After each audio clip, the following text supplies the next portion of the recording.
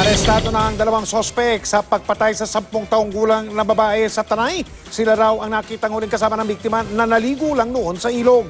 Nakatutok si Ian Cruz.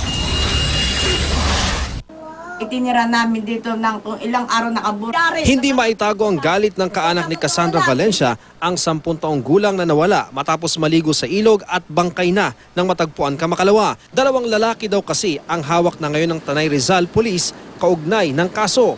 Gusto ko kung anong inutang, siya rin kabayaran. Eh ang kaso nauna sa amin ng mga polis, pero kung kami ang nauna kagabi, durog sa amin ang katawan niyan, pagmumukha niyan. Ang dalawa raw na dinampot ng PNP kanina madaling araw ay itinuro ng saksi na huling kasama ni Cassandra.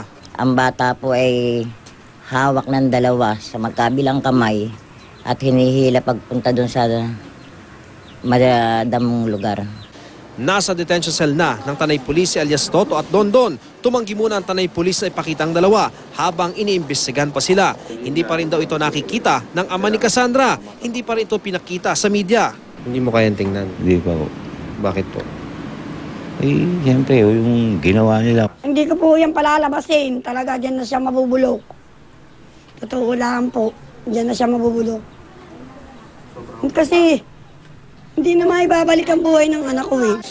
Ang pamahalang lokal ng Tanay handang ibigay ang 50,000 pisong pabuya saksi kung matiyak na ang dalawang suspect nga ang pumatay sa sakal kay Cassandra. Ongoing ang kanilang pag-iimbestiga sa crime scene at maging dito sa ating mga person of interest na mga sinasabing maaaring ma-involve sa kasong ito.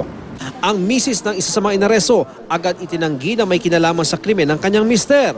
Wala po. Wala po siya kinalaman, sa trabaho po siya nung araw na yun. Inaayos na ang dokumento sa paghahain ng iba't ibang reklamo laban sa dalawang inaresto.